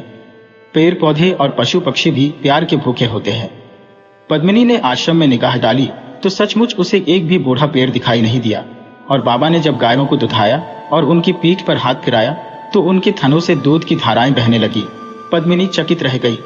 ऐसा दृश्य उसने पहले कभी नहीं देखा था। आश्रम में मेहमान एक दिन रहना चाहते थे। बाबा के प्रेम ने उन्हें 4 दिन रोक लिया। वहां के वातावरण में पद्मिनी का मन इतना रम गया कि जब विदा होने का समय आया तो वह रोने लगी। बाबा का दिल भी भर आया। उन्होंने कहा, पद्मिनी, आश्रम तुम्हारा है, जब जी में आई फिर आ जाना। राजकुमार ने बाबा को खड़ाऊं लौटा दिए और उनका आशीर्वाद लेकर आगे बढ़ चले। राजगढ़ अभी दूर, बहुत दूर था। बाबा के आश्रम से निकलते ही अचानक राजकुमार को उस राजकन्या का ध्यान आया जिसे उसने वृक्ष की जड़ से रोग मुक्त किया था। राजा ने उससे आग्रह किया था कि वह उनकी घोषणा के अनुसार पुत्री का वरण करे और उनका आधा राज्य ले ले। राजकुमार ने अपने घोड़े को उसी नगर की ओर मोड़ दिया और कुछ ही समय में राजकुमार और पद्मिनी उस नगर में पहुंच गए। राजा राजकुमार के आगमन से बहुत आनंदित हुए और जब उन्होंने पद्मिनी को देखा उनका हृदय गदगद हो गया। उन्होंने राजकुमार और पद्मिनी का पूरे सम्मान के साथ स्वागत किया। राजा ने राजकुमार से राजकुमारी को साथ ले जाने का अनुरोध किया तो राजकुमार ने सहर्ष स्वीकार कर लिया। लेकिन जब राजा ने अपना आधा राज्य देने का प्रस्ताव किया तो राजकुमार ने उसे लेने में असमर्थता प्रकट की। राजकुमार ने एक दिन वहां ठहरकर राजा का आतिथ्य स्वीकार किया और अगले दिन पद्मिनी और राजकुमारी को साथ लेकर राजगढ़ की ओर रवाना हो गया। उनका अगला पड़ाव अब भभूत वाले बाबा के यहाँ था। मेहमानों का काफिला अब उसी ओर बढ़ रहा था। सूर्य की बाल किरणें सारे वातावरण को बड़ी स्निग्धता प्रदान कर रही थी। आकाश निर्मल था, पक्षी कलरव कर रहे थे, सबके मन उमंग से भरे थे।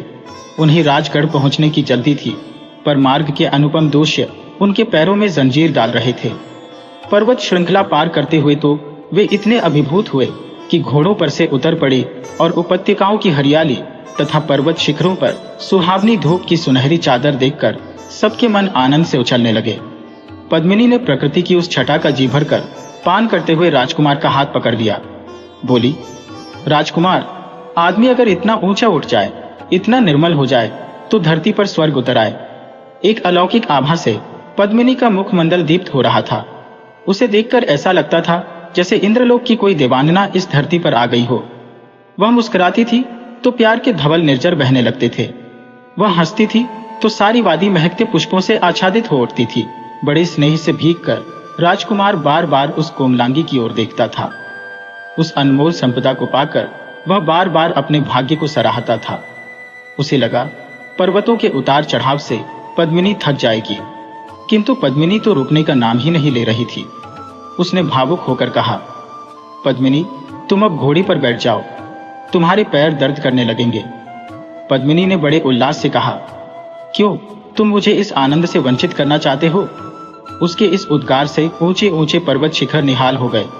उपत्यकाएं मुस्कुरा उठी और घने गगनचुंबी वृक्षों की हरितिमा और गहरी हो गई। जाते समय राजकुमार ने वह पर्वतमाला बिना इधर उधर देखे यूं ही पार कर ली थी, किंतु आज तो उसके साथ एक ऐसा प्रकाशपुंज था जिसके आलोक में भीतर बाहर कहीं भी अंधकार रह नहीं सकता था। वे लोग घोड़ों पर सवार हो गए, पर्वतों को लांघकर फिर मैदान में आ गए। राजकुमार ने हंसकर कहा, हम लोग भी कैसे हैं? जहां घोड़ों पर बैठना चाहिए था वहां बैठे नहीं, लेकिन जहां पैदल चल सकते थे वहां घोड़ों पर सवार हो गए हैं। पद्मिनी यह सुनकर चुप न रह सकी। बोली, राजकुमार, आदमी पैदल चलता है तो धरती को उसका खोया बेटा मिल जाता है। पहाड़ों में पैदल न चलना पहाड़ों का अपमान करना है। पद्मिनी की इस बुद्धिमत्ता से राजकुमार का रोम रोम पुलकित हो उठा। वह क्षण भर उसकी ओर देखता रह गया। बाबा का आश्रम अब दूर नहीं था।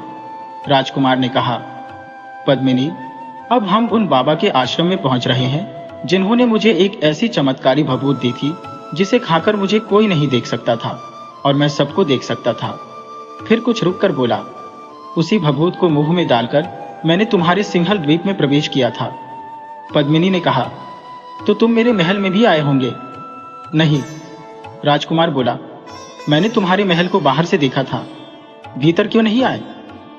राजकुमारी ने थोड़ा व्यग्र होकर पूछा, महल में जाना चाहता था, लेकिन जाने क्या सोचकर मुझे डर लगा। फाटक बंद था, खोलने की हिम्मत नहीं हुई। नगर का एक चक्कर लगाकर लौट आया। तभी मुझे अचानक ध्यान आया कि मैं अदृश्य तो हो गया हूँ, पर अपने असली रूप में कैसे आऊंगा। जब मैं इस चिंता में डूबा था कि यही बाबा सामने आ खड़े हुए। मैंने उन्हें अपनी चिंता बताई तो उन्होंने भभूत की एक डिब्बी और दी और कहा कि इसे खाओगे तो अपने असली रूप में आ जाओगे। यह कहकर बाबा अंतर्धान हो गए। पद्मिनी यह सुनकर हंस पड़ी। बाबा का आश्रम आ गया। आश्रम से कुछ दूर वे घोड़ों से उतर गए और पैदल वहां पहुंचे। बाबा आश्रम के पौधे को पानी पिला रहे थे। राजकुमार और उसके साथ एक गौरांग महिला को देखकर समझ गए कि वही पद्मिनी है। एक दूसरी राजकुमारी और थी। बड़ी आत्मीयता से उन्होंने उनका स्वागत किया और अंदर आश्रम में ले गए। साधु संतों के प्रति पद्मिनी के मन में सदा से बड़ी आदर सम्मान की भावना रही थी। वह बार बार बाबा के तेजस्वी चेहरे को देखती थी। उनके सानिध्य में सारा आश्रम बड़ा भव्य लग रहा था। पद्मिनी ने उल्लसित होकर सांस ली और अपने आसन पर बैठकर आश्रम की एक एक चीज को निहारने लगी। थोड़ी देर में बाबा के भक्तगण आ गए। वे मेहमानों को देखकर चले गए और थोड़ी देर में सुगंधित रंग बिरंगे पुष्पों की मंजूषा लाए। उन पुष्पों का उपहार पाकर मेहमान आनंद विभोर हो उठे। बाबा ने कहा, हमारी यही संपदा है। बाबा के इस निश्चल व्यवहार से पद्मिनी ने सिर झुकाकर बाबा के चरणों में प्रणाम किया। बोली, बाबा, इससे अधिक मूल्यवान धन दौलत और क्या होगी। जाते समय राजकुमार ने उस आश्रम को सरसरी निगाह से देखा था। आज जी भरकर देखा। पद्मिनी साथ थी। इससे उसे और भी आनंद आया। आश्रम की हर चीज से प्रेम टपक रहा था। वह एक अलौकिक संसार था। विषाद का वहां नाम नहीं था, उल्लास ही उल्लास था। राजकुमार ने कहा, पद्मिनी, ऐसे ही हमारी प्राचीन तपोवन रहे होंगे और ऐसे होंगे उनके संचालक। बाबा को देखो, लगता है उनके भीतर अमृत भरा है। पद्मिनी तो ऐसा पहले से ही अनुभव कर रही थी। वह तो मानो अमृत से भरे सरोवर में अवगाहन कर रही थी। आश्रम में वे 3 दिन रहे। उस धर्मालय को छोड़ने को उनका मन नहीं हो रहा था, पर राजगढ़ का मार्ग बड़ी बेचैनी से उनकी बाट जोह रहा था। बाबा कुछ दूर तक उनके साथ आए और आश्रम के जलाशय पर उन्हें आशीर्वाद देकर चले गए। जाते जाते कह गए, किसी जमाने में कण्व ऋषि ने इसी प्रकार राजा दुष्यंत को अपने आश्रम से विदाई दी थी। उनका मार्ग अभी निरापद नहीं था। कुछ रुकावटें और थी जिन्हें राजगढ़ पहुंचने से पहले पार करना था। अब आने वाली थी जादुई नगरी। राजकुमार ने चुपचाप उंगली की अंगूठी देखी। उसे अचानक विचार आया, यह अंगूठी उसकी तो रक्षा कर लेगी, लेकिन यदि पद्मिनी के सामने कोई संकट आ गया तो क्या होगा। उसने मन को समझाया कि अब तक की सारी बाधाएं दूर होती गई है, तो आगे की बाधाएं उसका कुछ भी बिगाड़ नहीं कर सकेंगी। वे लोग आगे बढ़ते गए। काफी चलने पर जब बस्ती की इमारतें दिखाई देने लगी तो राजकुमार ने कहा, यह लो, आ गई वह नगरी जहां मैंने एक रात बिताई थी। उसने उसे सारी बात सुना दी। सुनकर पद्मिनी के चेहरे का रंग फीका पड़ गया। यह देखकर राजकुमार ने कहा, पद्मिनी, डरने की कोई बात नहीं है, तुम निश्चिंत रहो। नगरी में घुसकर वे सब जादूगरनी के घर पर गए। आज उस घर के बाहर बुढ़िया नहीं, युवती मिली। राजकुमार को देखते ही दौड़कर उसके पास आ गई। उसका चेहरा खिल रहा था। बोली, मैं कब से तुम्हारी राह देख रही थी। फिर उसने पद्मिनी की ओर देखकर कहा, वाह, यही है पद्मिनी जी। आओ बहन, अपने घर में आओ। दूसरी राजकुमारी का भी उसने सम्मान किया। वह उन्हें बड़े प्यार और आदर से अंदर ले गई। घर के ठाट बाट देखकर पद्मिनी का सारा भय काफूर हो गया। वहां डरावना कुछ नहीं था। एक आरामदेह पलंग पर उसने राजकुमार और पद्मिनी को बिठा दिया। फिर उनके लिए कुछ व्यंजन तैयार किए। सबने आनंद से खाना खाया। राजकुमार को अचंभा हो रहा था कि जब यहाँ बंदी बनकर रहा था तब यह घर कैसा था और यहाँ का वातावरण कैसा था। आज सब कुछ बदल गया था। वह महल जैसा था। भोजन करके युवती ने कहा, आप लोग थके होंगे, रात भर विश्राम कर लो। कल बड़े तड़के हम लोग यहाँ से रवाना हो जाएंगे। राजकुमार जब उसे बाल लौटाने लगा तो उसने कहा, अब मुझे इनसे क्या लेना देना, मेरी मनोकामना पूरी हो गई, मुझे अब और क्या चाहिए। राजकुमार ने बालों को फेंका नहीं। उन्हीं की बदौलत तो उसे इतना बड़ा सौभाग्य प्राप्त हुआ था। उसने बड़े आदर भाव से उन्हें एक ही ओर को रख दिया। बड़े सवेरे उठकर युवती ने राजकुमार और पद्मिनी को जगाया।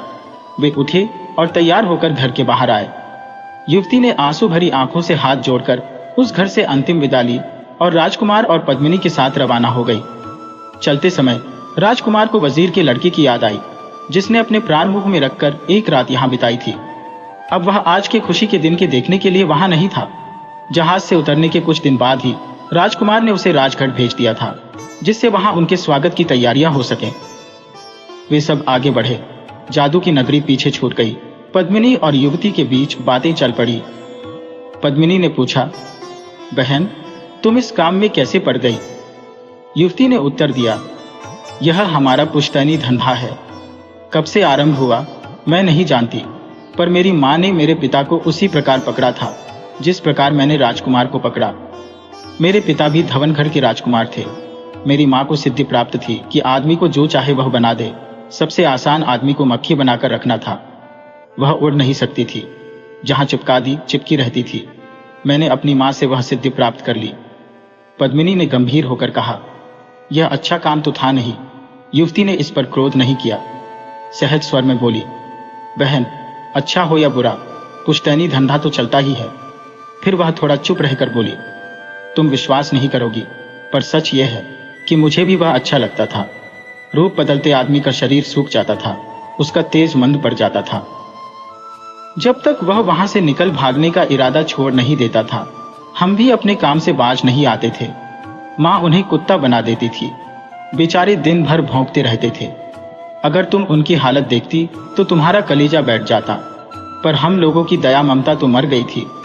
मुझे खुशी है कि उस घिनौने धंधे से मेरा पिंड छूट गया। राजकुमार धीरे धीरे कोई गीत गुनगुना रहा था। पद्मिनी ध्यान से सुनने लगी। उसके लिए यह एक नया अनुभव था। प्यार से बढ़कर जगत में और क्या है? नेह का नाता, नहीं तो जिंदगी का अर्थ क्या है?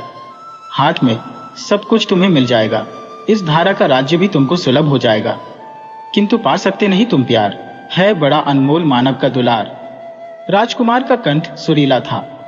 जब गीत समाप्त हुआ तो उसने देखा कि पद्मिनी मुग्ध भाव से उसे ताक रही है।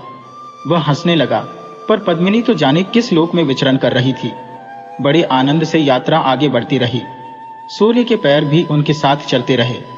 रास्ते में उन्हें जलाशय मिला, जिसके निर्मल जल में पक्षी किलोल कर रहे थे। दोपहर हो चुकी थी। राजकुमार ने घोड़े को रोक दिया। बोला, आगे तो घना जंगल आएगा, हम लोग यहीं पर भोजन कर लें और थोड़ा विश्राम भी। एक छायाकार वृक्ष के नीचे उन्होंने डेरा डाला, भोजन किया, पर पक्षियों के प्रमोद ने उन्हें आराम नहीं करने दिया। वे आगे बढ़ चले। राजकुमार का अनुमान था कि वे दिन ढलने तक जंगल को पार कर लेंगे। कुछ ही कदम चलने पर जंगल शुरू हो गया। जाते समय वहां के घोर अंधियारे में हाथ को हाथ नहीं सूझता था, दम घुटता था। पर इस समय तो उनके पास प्रकाश की अद्भुत किरण थी। पद्मिनी ने ऐसा दृश्य पहले कभी नहीं देखा था, पर वह उससे भयभीत नहीं हुई।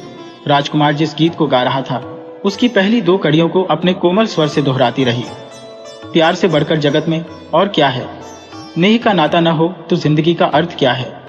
अब उसे सुनने की बारी राजकुमार की थी। उसका रोम रोम पुलकित होता रहा। व्यक्ति का सबसे बड़ा बल आत्मबल होता है। वह उसमें भरपूर था। राजकुमार को याद आया कि जाते समय उन्हें इस जंगल में एक बाघ मिला था, जिसका उसके साथी ने बिजली की गति से घोड़े से कूदकर काम तमाम कर दिया था। पर उसने वह घटना जानबूझकर पद्मिनी को सुनाई नहीं। सूखे धरती पर पड़े पत्तों से जब घोड़ों की टापें टकराती थी, तब ऐसा लगता था कि कोई खूंखार जानवर आया। पर उस दिन एक छोटा जानवर भी उन्हें नहीं मिला। पद्मिनी को पता था कि शेर, चीते, भेड़िए, जंगली सुअर घने वनों में बड़े आनंद से रहते हैं।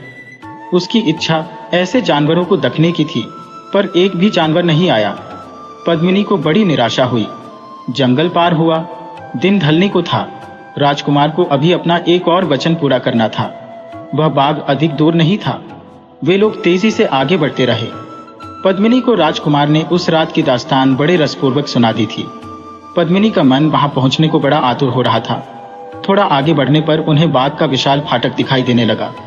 राजकुमार ने संकेत से पद्मिनी को बता दिया कि यही वह बाघ है।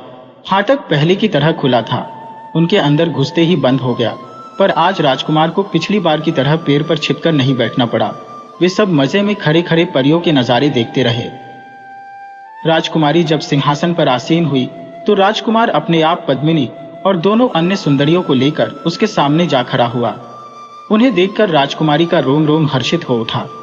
अब वह उसके लिए कोई अजनबी राजकुमार नहीं था, उसके जीवन का एक अंग था। राजकुमारी ने पद्मिनी को तत्काल पहचान लिया। बोली, पद्मिनी बहन, तुम मेरे पास आ जाओ। इतना कहकर वह सिंहासन से उठी और बड़े प्यार से हाथ पकड़कर उसने उसे अपने पास बिठा लिया। इसी बीच राजकुमार ने दूसरी राजकुमारियों का परिचय करा दिया। राजकुमारी ने उनका भी स्वागत किया। वह बाग अब उन विशेष मेहमानों की उपस्थिति से कई गुना जगमगा उठा। राजकुमारी ने उनके ठहरने की व्यवस्था कर दी। उसने राजकुमार से कहा, मुझसे मिलने और मुझे विदा देने के लिए मेरी सखियां बहुत आतुर हैं। कल वे सब यहाँ इकट्ठी होंगी। परसों हम लोग यहाँ से प्रस्थान कर देंगे। राजकुमार ने बड़ी प्रसन्नता से इस प्रस्ताव को स्वीकार कर लिया। अगले दिन उस बाग की शोभा देखते ही बनती थी। दूर पास की छोटी बड़ी सारी परियां वहां इकट्ठी हो गईं। उन्हें देखकर लगता था कि इंद्रलोक धरती पर उतर आया। सबके हृदय उमंग से भरे थे। राजकुमार ने सबका मन मोह लिया था और पद्मिनी ने तो जैसे सब पर जादू कर दिया था। उसके सौंदर्य को देखकर परियों की गर्दन नीचे हो गई थी। पद्मिनी उनके बीच आमोद भरी मुद्रा में घूम रही थी। उसके जीवन में अब पूरी तरह नया मोड़ आ गया था। वह रात और अगला दिन उनका बड़े आनंद से बीता। परियों की राजकुमारी का विशाल परिवार वहां जमा हो गया था। उन्होंने मेहमानों को नाना प्रकार के मूल्यवान उपहार दिए। राजकुमारी के माता पिता भी आ गए। वे जिस लोक के स्वामी थे, वहां की प्रजा भी अपनी प्यारी राजकुमारी को विदा देने उमड़ पड़ी। जिसने उस समारोह को देखा धन्य हो गया। तीसरे दिन उन्होंने वहां से विदा ली। राजकुमारी के पिता ने विदाई के समय राजकुमार को अंक में भर लिया। उनकी आंखों से कई बूंदें टपक पड़ी। ममता केवल मर्त्यलोक की थाती नहीं है। ब्रह्मांड के सभी लोकों में मोह ममता के सागर लहराते हैं। सच यह है कि बिना प्यार ममता की कोई रह नहीं सकता। जिसके पास हृदय है, उसके पास प्यार की अनमोल संपदा है। मां ने बेटी को इतने आभूषण दिए कि उनको देखकर राजकुमारी अपने सिंहल द्वीप के आभूषणों को भूल गई। सबके जीवन का वह ऐसा अनुभव था जिसे कभी भुलाया नहीं जा सकता था। अब उन लोगों ने राजगढ़ की ओर प्रस्थान किया। जब राजकुमार वजीर के लड़के के साथ वहां से चला था, उसका मन तरह तरह की आशंकाओं से भरा था। सिंहल द्वीप का जो चित्र उसके सामने आया था, वह किसी भी साहसी के दिल को दहला सकता था। किंतु राजकुमार तो प्रतिज्ञाबद्ध था। उसे वहां जाना और पद्मिनी को प्राप्त करना था। उसने अपना हौसला बनाए रखा। फिर भी उसके मन के एक कोने में थोड़ा डर छिपा था। वह वहां कैसे पहुंचेगा? किंतु उसके बंद रास्ते एक के बाद एक खुलते गए। उसकी प्रतिज्ञा पूर्ण हुई। उसे वह बेशकीमती रत्न मिल गया, जिसे पाना बड़े भारी सौभाग्य की बात थी। पूरी टोली उत्साह से भरकर अपने गंतव्य की ओर जा रही थी। राजकुमार के आनंद की सीमा नहीं थी। कहावत है कि जीवन की सबसे बड़ी उपलब्धि सफलता है। यदि सफलता नहीं मिलती तो व्यक्ति अनुभव करता है वह पराजित हो गया। राजकुमार ने पद्मिनी को लाने की प्रतिज्ञा की थी। उसका सिंहल द्वीप पहुंच जाना और एक अभेद्य दुर्ग को भेद कर पद्मिनी को ले आना आश्चर्यजनक उपलब्धि थी, जिस पर सहज ही गर्व किया जा सकता था। राजकुमार को गर्व तो नहीं था, पर उसे संतोष अवश्य था। राजगढ़ अब भी काफी दूर था। राजकुमार बहुत दिनों के बाद लौट रहा था। तरह तरह के विचार उसके मन में उठ रहे थे। सबसे छोटा होने के कारण वह राजा का सबसे लाडला बेटा था। उसके चले जाने और इतने दिन कोई खोज खबर न मिलने पर उनकी क्या हालत हुई होगी। कहीं कुछ अनहोनी न हो गई हो। राजगढ़ अभी दूर है। इस विचार के आते ही राजकुमार का सिर चकराने लगा। ऐसी स्थिति होती है तो प्रियजन के अनिष्ट की कल्पना सहज ही मन में उठाती है। राजकुमार ने बार बार सिर झटका। मन ही मन बुदबुदाया, नहीं नहीं, ऐसा नहीं हो सकता। उसके पिता सकुशल है। जिस भाभी के कारण उसे इतने दिन का देश निकाला मिला था, वह भी सानंद होंगी। उसके मन में उनके प्रति आक्रोश शांत हो गया था। कृतज्ञता का भाव उमड़ आया था। आखिर उन्हीं के उपालंब से उसे पद्मिनी जैसी गुणवती और रूपमती नारी रत्न का उपहार मिला। राजकुमार को विचारमग्न देखकर पद्मिनी ने मुस्कुरा कर पूछा, क्यों, क्या सोच रहे हैं? अब तो तुम्हारा मनचाहा हो गया, सपना साकार हो गया। कोई हैरानी है क्या? राजकुमार अपने में लौट आया। बोला, अब मुझे कोई हैरानी नहीं है। पद्मिनी, आदमी के सामने विषाद हो या हर्ष, वह विचारों में डूब जाता है। मेरा मन भी पिता के लंबे बिछोह की कल्पना से कुछ दुखी हो उठा था, पर अब तो मेरे अंदर आनंद का सागर लहरा रहा है। तुम मिल गई, मैं धन्य हो गया। पद्मिनी राजकुमार के अंदर से निकले उद्गारों को सुनकर विभोर हो उठी। बोली, माता पिता की याद तो मुझे भी सता रही है, किंतु जो सौभाग्य मुझे मिला है उसे न सारा हो तो मुझसे बढ़कर कृतज्ञ कौन होगा। कहते कहते पद्मिनी की आंखें चमक उठी, चेहरा आभा मंडित हो गया। उसके भावों तो ताड़कर राजकुमार अभिभूत हो गया। बोला, पद्मिनी, तुमसे कहीं अधिक भाग्य की सराहना मुझे करनी चाहिए। तुम्हें कोई भी राजकुमार मिल सकता था, पर पद्मिनी तो हर किसी के भाग्य में नहीं बधी थी। राजकुमार और पद्मिनी दोनों ही अब सब प्रकार के भार से मुक्त हो गए थे। उनके सामने अब भावी जीवन के मधुर सपने थे। चलते चलते उन्हें एक विशाल सरोवर मिला। जाते समय राजकुमार इतना चिंतित था कि उसका ध्यान उस ओर नहीं था, पर अब उसके मन की दशा भिन्न थी। सरोवर में पक्षी क्रीड़ा कर रहे थे और नाना वर्ण के कमल खिले थे। पास ही एक सुंदर बाग था। राजकुमार ने कहा, हम लोग थोड़ी देर यहाँ ठहर जाएं, सरोवर में स्नान कर लें और थोड़ा खा पी लें। तरोताजा होकर राजगढ़ पहुंचेंगे तो हमारा आनंद और बढ़ जाएगा। राजकुमार के इस प्रस्ताव को पद्मिनी ने ही नहीं, सबने स्वीकार किया और वे वहां रुक गए। सरोवर में जब उन्होंने स्नान किया तो पक्षी भी उनके भाग्य पर ईर्ष्या कर उठे। कमल के फूलों की चमक बढ़ गई और सरोवर तो जैसे धन्य हो गया। ऐसा सौभाग्य तो उसे पहले कभी नहीं मिला था। स्नान करके उन सब ने मिलकर खाना खाया। उनके आमोद प्रमोद में वहां के पशु पक्षी भी शामिल हो गए। पद्मिनी ने अपने हाथ से उन्हें खिलाया। सूर्य सिर पर आ गया था। थोड़ी देर आराम करके वे आगे बढ़ चले। राजकुमार ने कहा, दिन छिपने से पहले हमें राजगढ़ पहुंच जाना चाहिए। रास्ते के खेत खलिहान कभी कभी उनका ध्यान खींच लेते थे, कभी कभी उड़ते हुए उनके पास से गुजर जाते थे। एक जगह झाड़ियों से घिरे मैदान में हिरण और उनके शावक उछल कूद करते दिखे। पद्मिनी को वे बड़े अच्छे लगे। उसने राजकुमार से कहा, एक हिरण को हम साथ क्यों न ले चले, देखो कितने आकर्षक है। राजकुमार ने हंसकर कहा, नहीं, मैं ऐसा नहीं करूंगा, मुझे अपनी सीता खोनी नहीं है। पद्मिनी हंस पड़ी। वह सीता हरण की कहानी कभी पहले सुन चुकी थी। बोली, नहीं, वह तो मैं नहीं चाहूंगी। कितनी साधना के बाद तो हम लोग मिल पाए हैं। थोड़ी देर में राजघर की सीमा आ गई। सब रोमांचित हो उठे। वहां पर स्वयं राजा उपस्थित थे, सारी प्रजा उपस्थित थी। उन्होंने सारी टोली का स्वागत किया। पिता पुत्र का जब मिलन हुआ तो मारे खुशी के उनकी आंखों से आंखों निकल पड़े। राजा को अपना खोया बेटा मिल गया था और बेटे को उस पर प्यार बरसाते पिता गाजे बाजे के साथ सबने नगर प्रवेश किया। सजी धजी नगरी बाहें फैलाकर उनका अभिनंदन कर रही थी। मकानों की छतों और छज्जों पर खड़ी स्त्रियां और बच्चे उन पर फूलों की वर्षा कर रहे थे। महल में रानियां उनकी आरती उतारने के लिए आतुर हो रही थी। बड़े उल्लास से राजकुमार ने अपनी वादनाओं के साथ महल में पैर रखा। आरती के मंद मंद प्रकाश और अगरू की महक से महल की शोभा में चार चांद लग गए। थोड़ी देर में राज दरबार खचाखच भर गया। प्रजा भी अपने राजसी मेहमानों का स्वागत करना चाहती थी। राजकुमार जब चारों राजकुमारियों के साथ वहां आया तो प्रजा ने अपने प्यार दुलार से उन्हें सराबोर कर दिया। छोटी राजकुमार के बिना जो राज दरबार सोना पड़ा था फिर जगमगा उठा। राज दरबार में राजकुमार तथा राजकुमारियों का स्वागत महल को देखकर सारी राजकुमारियों को अपने अपने महल क्षण भर के लिए याद आए जिन्हें वे पीछे छोड़ आई थी। तभी उन्हें ध्यान आया कि अब उन महलों से उनका सरोकार क्या है। वे अब राजकुमार से रिश्ता जुड़ जाने पर पराये हो गए हैं। छोटे भाभी को राजकुमार के सामने आने में थोड़ा संकोच हो रहा था। मिलने जुलने से अवकाश मिलने पर राजकुमार स्वयं भाभी के कक्ष में गया और उनके पैर छूकर आशीर्वाद मांगा। दोनों की आंखें बहने लगी। भाभी कुछ कहें कि उससे पहले राजकुमार ने कहा, भाभी, मैं तुम्हारा एहसान कभी नहीं भूल सकूंगा। यदि तुमने मुझे उल्हना न दिया होता तो यह हीरे सी राजकुमारियां कैसे मिलती। भाभी के मुंह से बस यही निकला। तुमने पद्मिनी को लाकर महल को जगमगा दिया। शुभ मुहूर्त देखकर राजकुमार के विवाह की तैयारियां की गई। बड़ी धूमधाम से विवाह हुआ। राजकुमार को एक से बढ़कर एक राजकुमारियां मिल गई। महल आलोक से भर गया। प्रजा आनंदित हुई, राजा सुखी हुआ। पर कहानी खत्म नहीं हुई और होती भी कहां, वह तो चलती रहती है। जीवन स्वयं एक लंबी कहानी है।